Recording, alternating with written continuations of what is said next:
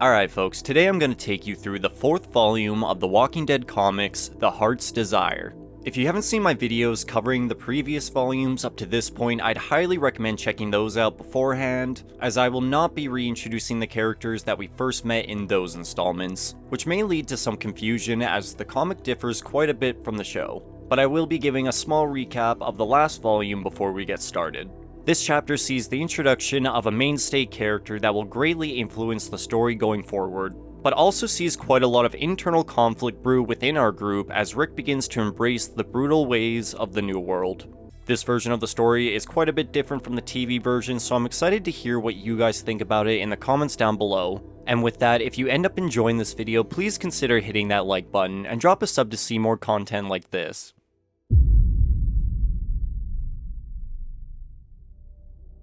Following our survivors' arrival and clearing of an abandoned prison, Rick and Tyrese would be shocked to see 4 prisoners left barricaded within the cafeteria. Believing they weren't a threat, Rick would invite them into their fold, but that would prove to be a mistake as the prisoner Thomas had lied low, convincing the group he was friendly and innocent before killing the young Rachel and Susie Green. However, he would get his karma as their sister Maggie Green would gun him down out of revenge. Side note, Thomas is the same man the police officer in Telltale's The Walking Dead Season 1 is heard speaking of that was caught murdering his ex-wife red-handed. However, despite his death, the conflict was not resolved, as the prisoner Dexter, who confessed to being arrested for murder, was accused of the crime despite his innocence. And although he was left off the hook, the damage was done.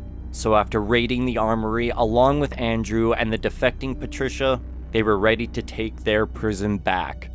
Demanding they all walk out the gates this second, Dexter threatens to shoot everyone including the children if they don't obey, in which Patricia actually objects to.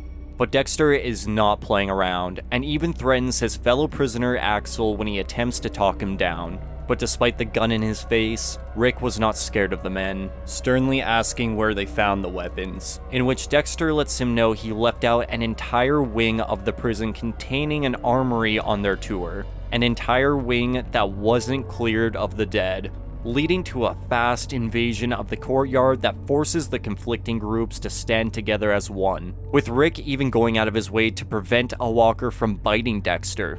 An act the prisoner is sure to let him know changes absolutely nothing, which he was totally right about, as while finishing up the horde, Rick would make the split-second decision to end this by shooting Dexter through the head right then and there in plain view of Tyrese. And as Patricia panics while screaming he's been shot, Rick simply mutters the phrase, "Cry me a river," far from the man who once shed a tear when putting down a roamer. Without his ringleader, Andrew would quickly surrender as Rick lies to the group, claiming Dexter must have caught a stray bullet. But although things were winding down within the fences, the same could not be said on the outside, as Otis struggles to fight his way through the masses of undead to the prison gate after abandoning the overrun Green family farm. And just as things are beginning to look grim for the farmer, he is rescued by a mysterious woman wielding a katana, trailed by 2 roamers without jaws or arms tied up in chains. This is Michonne, and her roamer friends were once her boyfriend and his best friend, but after they turned, she kept them around to punish herself. And after making it so they couldn't harm her, she would discover their smell kept her safe from other roamers, allowing her to walk the wasteland unharmed, basically an advanced version of the Guts trick. But that wasn't exactly a great way of life, so hoping to earn her keep, she would help Otis clear the dead and get inside the gates. Grateful for her assistance, Rick allows her to stay if she turns over her weapons, in which Michonne agrees with no defiance as she was sick of living like that. But as Rick lets her know her roamer pets wouldn't be allowed to join, she surprisingly wastes no time putting them down before handing over her sword. Right as Andrew decides to make a break for it out the gate, disappearing into the wasteland to presumably meet an untimely death. It was quite the day, but things now seemed calm, and despite Tyrese letting Rick know he saw and understood why he did what he did to Dexter, he informs the struggling leader he may need to reconsider that whole "you kill, you die" rule. The next morning, Andrea gathers the group to let them know they stink, Even after washing their clothes, the smell of death has latched on. So her solution was to sew and distribute prison jumpsuits fitted for each survivor, as there are hundreds left over. But there are more pressing matters at hand besides smell. Like Lori, who is in a constant state of anxiety as she fears what this baby's life will look like living within the fences surrounded by the dead, while stressing on the current intentions of the last prisoner Axel and the traitor Patricia, which seems to be the consensus going around, as Patricia sits alone before Otis lets her know she is dead to him for what she did. But as the week went on, Michonne would attempt to acclimate to her new life within relative safety as Tyrese and Carol try to get to know her, in which she is apprehensive at first, but really opens up to Tyrese after realizing he had played for the Falcons for a season in the past. And as the two reminisce on their shared passion, Carol stands silently on the outside, brewing a sense of jealousy. At least everyone else is mostly getting along, with Maggie accepting the death of her sisters and embracing Glenn, while Andrea and Dale decide they want to stay within the prison despite Rick's signs of slipping. But unfortunately, Axel is still having a hard time fitting in from what happened with the other prisoners, as Herschel gives him the cold shoulder after he tries to make friends. But everyone needs to pull their own weight, so Rick asks if he will assist them in clearing the rest of A Block, a task Alan also wants to partake in to make himself feel useful. However, he clearly has not been paying attention to what's been going on around him in the last couple months, as the first thing he does when entering the cell block is take out his gun, which is the last thing they need if they're trying to do this quietly area by area. And after discovering a library deep within the corridors, Alan would have a close call with a roamer, further proving how unready he was for this task. But as he lags behind, winded from the encounter, another roamer would quietly crawl out of the darkness, before sinking its teeth deep into his ankle. Rick and company frantically drag him out of the tombs to safety, and in the heat of the moment, Rick ponders on the theory he could cut the limb off to prevent the infection from spreading. It's a drastic decision, but with no other choice, Rick takes out his hatchet and hacks Alan's leg right off. Bleeding heavily, Herschel arrives to begin work on patching up the stump, cutting off some of Axel's hair and tying it around the wound to prevent him from bleeding out. The only good thing to come out of this endeavor was the discovery of a generator room within the tombs, but that'll have to be a task to deal with another day. Moving Alan into a cell for surgery, Rick informs Lori and Carol on what happened, with Carol running in tears to see him. However, Lori seems to have gone cold, not bothering to visit as she claims to have seen enough of this before. But Alan is quickly losing the will to live, muttering how he wants to be with his wife to his sons as the level of blood loss was significant. But after arriving, Carol becomes distraught when learning of how Rick cut it off.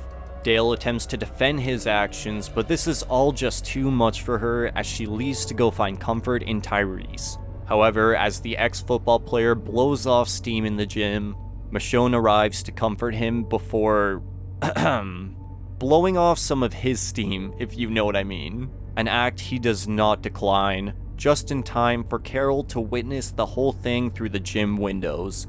Afterwards, Michonne talks within her cell how she does like it here, and would choose this over surviving in the wasteland any day. To nobody. Before frustratingly denying having talked to anyone when confronted by Andrea. As you can probably tell, Michonne's introduction is far different than what we see in the show, with her role in these early issues being more so to cause drama within the group. I definitely prefer TV Michonne's introduction, as the trouble she causes within Woodbury is justified given her suspicions of the governor. I just think she's utilized within the story of the adaptation a little better within this time.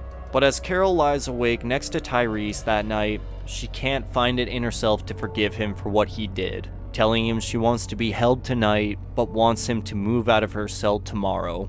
Some couples may be having issues, but at least Herschel's beginning to accept Maggie's relationship with Glenn, showing how he really is starting to look on the brighter side of things, as he even requests help from Axel with his crops in the prison yard. And on top of this good news, Rick's hand luckily isn't too damaged from what he did to Thomas. It's still healing, but he should be able to use it fine from now on. Word has spread pretty quick on what happened with Tyrese and Michonne, but Lori still takes the time to get to know her despite her friendship with Carol, learning she had 2 daughters and a pretty normal life before the outbreak. However, she unfortunately lost it all along her journeys. But interrupting their conversation, Rick would privately ask Lori if she could try to talk to Carol as he planned to escort Sophia away to keep her safe. He isn't quite sure how bad her state of mind is as of right now, but thinks it's probably the right decision just in case. Unfortunately, she was far worse than anyone could have imagined, as Rick and Lori discover her in a cell, bleeding from the wrist as Sophia silently stares in shock in the corner. Unbeknownst to Rick at the time, the damage wouldn't be lethal, but it would be for his respect for Tyrese, as he discovers him and Michonne getting together right as he was going to tell him she tried to take her own life. Scolding him while Michonne leaves to check on Carol, Rick would directly blame Tyrese for her actions, letting him know if she does die, it would be his fault, causing the two to get physical as Tyrese demands he shut up while punching him down. But Rick is firm on his statement, and as Tyrese tells him he's lost his mind, Officer Not So Friendly Anymore yells out for all to hear he remembers what he did to Chris, with Tyrese immediately retaliating by revealing Rick's murder of Dexter, leading to both men accusing each other of enjoying the killing before breaking out in a brutal fight, which results in Rick blacking out and taking one hell of a fall from the cell block's upper levels, as Tyrese immediately jumps down, spraining his ankle while instantly regretting what just happened. But Rick, coming back to consciousness, kicks him in the face, believing he tried to kill him, claiming everything he has done was for the betterment of the group while Tyrese's actions were selfish.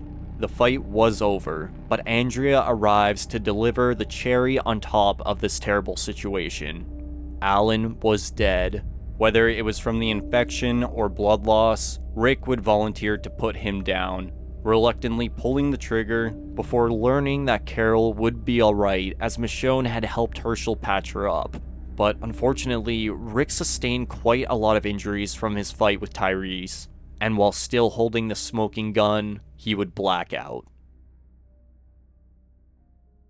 Coming to 26 hours later, Rick would wake up to see Carol by his side, smiling and well, and after cracking a joke about wondering if the dead were still walking, obviously referencing his awakening in the hospital, she would randomly leap in to kiss him, believing they had a connection as he stuck up for her with Tyrese. Although he lets her know he was not interested, it seems like the message doesn't get through as she ignores his words before informing him on their progress of the crops. But before he can see it for himself, Dale sits Rick down to let him know the group decided he was not going to be their leader anymore. Instead, they are going to create a committee for decision making consisting of himself, Rick, Tyrese, and Herschel. A decision he actually agrees with, as even he didn't think it was right for one person to make the rules, but wonders how the others would perceive him now after everything that happened. Clearly, there is quite a lot of tension among the group as many are given the cold shoulder by others as they work on the farm. But as Rick arrives to clear the air, things end up getting even more heated when Tyrese tells him he went off the deep end with killing Dexter. Here, Rick tells it exactly how it is. It's been nearly a year since this living nightmare started. There's no rescue coming, and they will never live lives the way they used to.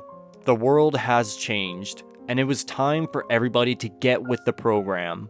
You kill, you die was the most naive thing he could have said, because in order to survive, they had to adapt to this new world, not defy it. They have to become as savage as the things they fear. They are always surrounded by death, waiting around every corner, and the truth is they've all been running on borrowed time. Rick has just realized this far sooner than everyone else, declaring they are the Walking Dead. Alright folks, and that was The Walking Dead Volume 4, The Heart's Desire. This chapter's a little less action-packed than some of the others, but it's really important in terms of developing Rick's character as he loses hope in this new world. His speech at the end embracing the brutality is exactly what Lori's been fearing throughout the prison arc with her baby entering this nightmare. And although TV Rick also goes through a breakdown, it's for very different reasons, whereas the weight of leadership alone is what triggers Comic Rick. Alan was never the biggest character, but he served as a reminder for the importance of mental health at the end of the world. And now that Ben and Billy are orphans, we will see how their parents' deaths affect them in the long run. Overall, there are things I enjoy about this version of the story over the show, such as the portrayal and weight of Tyrese and Rick's fight, but that goes the other way around as well, with Michonne's introduction being far superior in the show, in my opinion. The events of both versions are pretty different, which makes for a much more interesting experience when comparing the two. So please let me know what you thought of this volume in the comments down below. But that's gonna do it for me today, folks. Thanks so much for watching.